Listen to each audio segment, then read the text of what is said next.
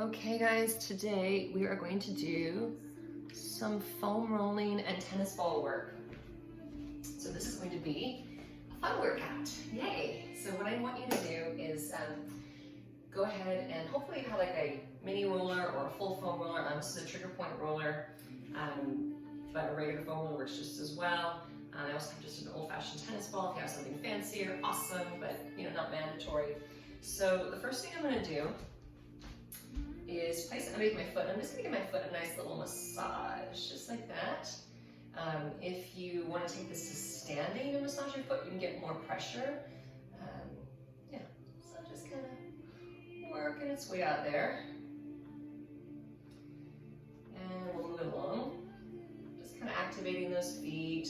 You can also do this underneath the palms or the forearms. Basically any place where you have skin, you can roll that ball along. Like there's a couple of spots here along the shins. This times feel good if you just want to roll it up and down those shins a couple of times, especially if you're prone to things like shin splints. But you don't really hear a lot about people getting shin splints today. I think our footwear has improved dramatically, but if you are prone to shin splints, this one kind of feels good if you're a runner, if you do a lot of high impact activity. And other side as well. Now, if you're like me, there are certain spots that feel yummier than others. I got one right there that always feels kind of good, nice trigger point spot.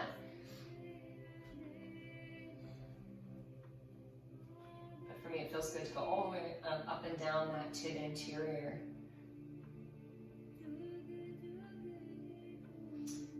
And then maybe doing, some hand work, waking up some of the fascia and the ligaments. You could roll along the forearms. This is just something you can use in conjunction with your stretching practice. Just kind of rolling in there, gets the blood flowing.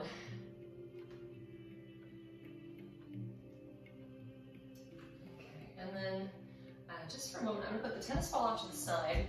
I'm going to grab my mini roller. I'm going to start with my upper back and kind of work my way down. So taking this onto my back. So you want to go about the widest portion of your upper back here. For women, it's about the bra line. Take your hands behind your head. I like to draw my elbows in tight. I'm going to lift my tailbone and then just rolling along that upper back area. Now, if you have a hood on, like I've got this hooded shirt, that's really smart. It might catch a little bit, so I'll just be really mindful of that.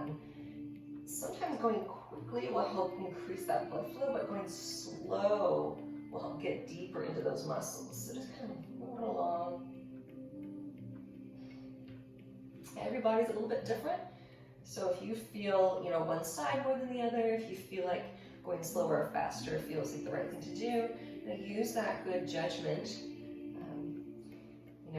I've been doing this for a really long time, and I'll tell you, it never ceases to amaze me.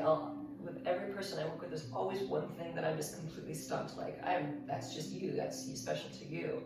So if you have something that's just a little bit unique and feels good a certain way, but there's really no explanation for it, don't worry about it. Just do it if it feels good.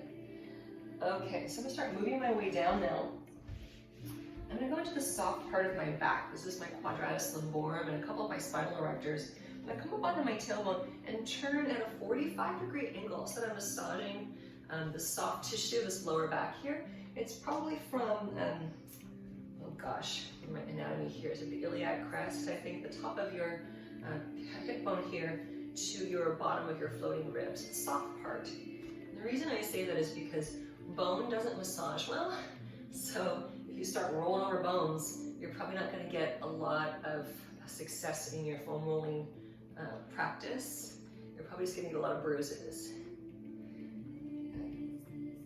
So this one, I find that it gets more intense the longer I work on it, because those are some pretty deep core muscles. Make sure you're breathing and really go nice and slow. And if you want to go a little higher up onto those ribs, you can. Just make sure you're not putting a ton of pressure on the bone directly. You want to start to find maybe some space in between those intercostals, those breathing muscles. Do one more on this one here. Okay, I'm going to go ahead and switch sides. Now sometimes when I teach a foam rolling class, I'll go all the way along one side of the body and then go into the other side. But for today, I think I'm going to finish out a muscle group evenly and then work my way down. So noticing here, maybe one side's a bit tighter. I usually find my right side, even though it's not tighter, I have little hiccups, let's say, or like just little spots of like, oh yeah, I got a referral from years and years of dancing. And I think I just have a bit of scar tissue on one side. Breathing. Ooh. I'm gonna do 1 or 2 more passes here. My back is getting warmer. 1 more. Okay. So let's move on to the glutes next. We're gonna move on to our hips. I have a seat on my foam roller. Now, whatever hip we're massaging, that is the ankle you want to put on top of your leg. I see this done incorrectly a lot. So make sure that if you're wanting to massage your right hip, you're crossing your right ankle. You're also leaning to the right. Now we can really access that piriformis and some of those deep glute muscles. Ooh, yeah. So when the muscles that are really close, oftentimes it's the tendons or the muscles themselves that are really close to the pelvis, I find those are super hard to stretch. Like you can stretch right within that hip socket, but what about those things that are close to the sacrum and some of the other edges of that pelvic bowl? Sometimes I find that's really, really hard to stretch, and the only thing that alleviates it is getting a massage or self-massage. So I'm on one hand here. You could be on your elbow. I'm also not heavily weighing it up. Most of my weight goes on that roller, if you can tolerate it. And rollers have different densities. So depending on the company that you're purchasing your roller from, you might find that ones like this one, these are pretty darn dense. But some of them tend to lose some of that density over time. And if you want to start with something softer, you can. Okay, switching sides here.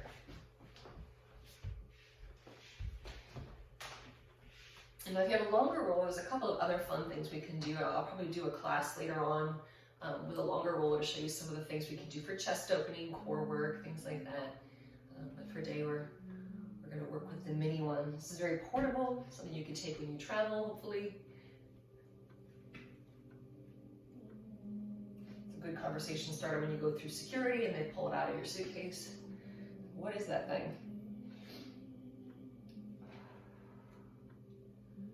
I try to remind myself, especially when it gets really intense, to breathe, because I do find myself, and you might notice this too, clenching your teeth, holding your breath.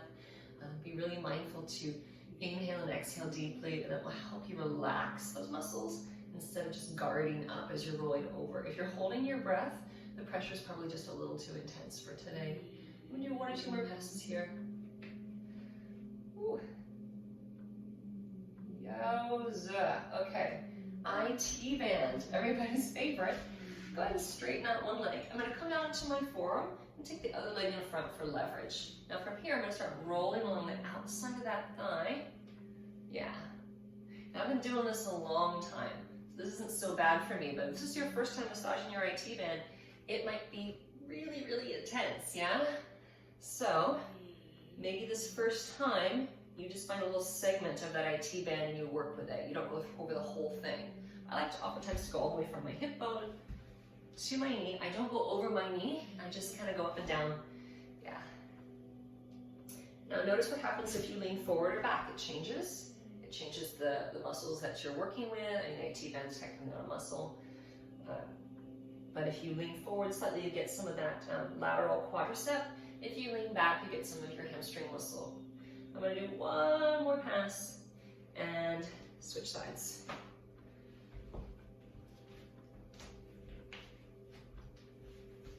Okay, I'm rolling away here.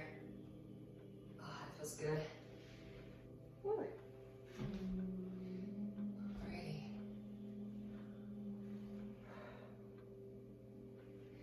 Now, the more often you do this, the easier it gets.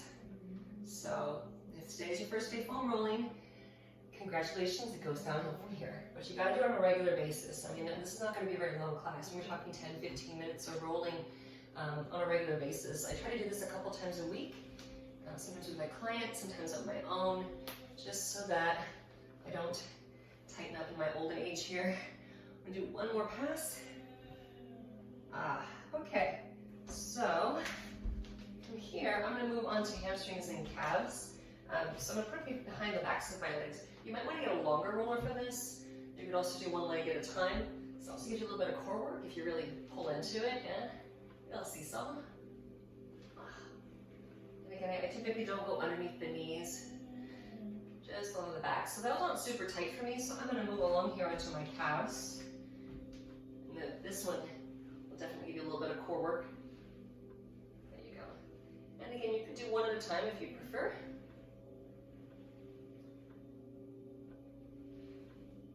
I'm going to do 2 more of these. And last one. Okay, so I'm going to finish off with my tennis ball. By the way, there's also, and before we do that, just to give the quadriceps a little bit of love too, you could put it on the top of your leg here, and then just kind of military crawl. You probably can't see my other knee, so let me do it this way so you can see what I'm doing. Come up onto the top, my knee is out like my military crawl. I'm crawling under barbed wire, and you can just roll on the tops of your quads that way. Yeah.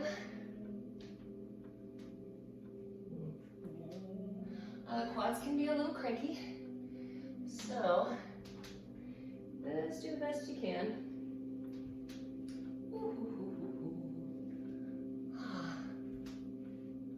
I'm going to do both sides, just to make sure I'm not walking in circles later on today. So the other question I get a lot is, how long should I roll for? You know, it's subjective. I wouldn't say 10 minutes on one muscle group, for example. A minute or two, maybe 30 seconds minimum. You do definitely want to get some work in there. I mean, 10 seconds is probably not enough. 10 minutes probably too much, right? So I would go with tolerance, what you can tolerate and what you can relax into. Okay, last roller one for today. This is one of my favorites. So if you have a knee injury and you find that it's hard to kneel, it's really challenging to stretch your quadriceps, you'll like this one or your psoas.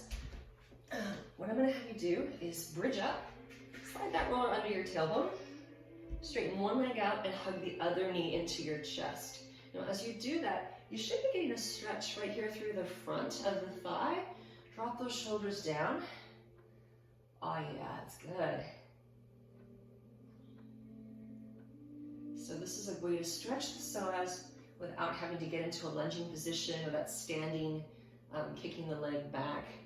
Take some of the pressure out. You want to make sure that roller is right underneath your tailbone, not under your back. Good. All right, and switch. Typically, I hold this one longer because I find this is a stretch that I need. Being a bit taller, I find my psoas gets a little cranky sometimes. And your psoas is a muscle that runs from your hip through to your spine. It's a really large muscle, large group of muscles actually. The psoas major, the psoas minor, and the iliacus. Okay, last little bit of fun, just if you want to try something, you gotta hang on to that roller. I'm gonna come back to where I was. Oh, how about little splits?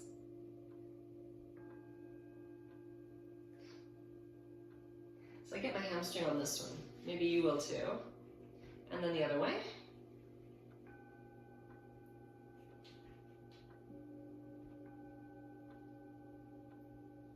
Are we having fun yet? All right, and release. Okay, last little thing, and this is just one of my personal favorites. I get a lot of tension in my upper back and neck area. With your tennis ball, I'm gonna find a spot between my shoulder blade and my spine, kind of where the rhomboids might be, right about there maybe. Put my tennis ball there, and then kind of work it around until I find something a little crunchy, which for me doesn't take very long. So all on that one side. Ooh, there's some tension there, right? Ooh. And I get a bit of a referral with this one.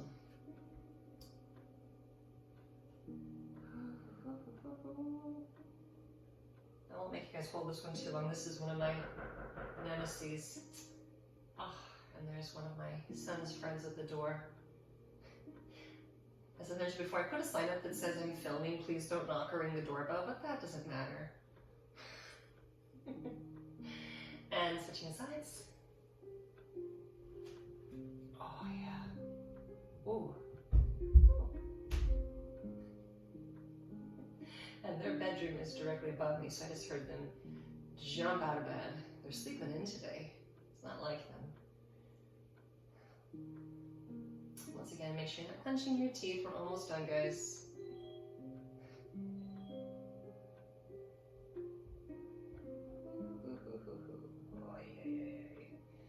One more deep breath here. All right, guys. Ooh, hang on. Got one little spot there. Yowza, I gotta work on that one later on my own. Okay. All right, guys. So I hope that gave you a quick tutorial, about 15 minutes here, of how to use tennis balls and foam rollers to help massage out muscle tension. So hope to see you again in the future. Have a great rest of your day.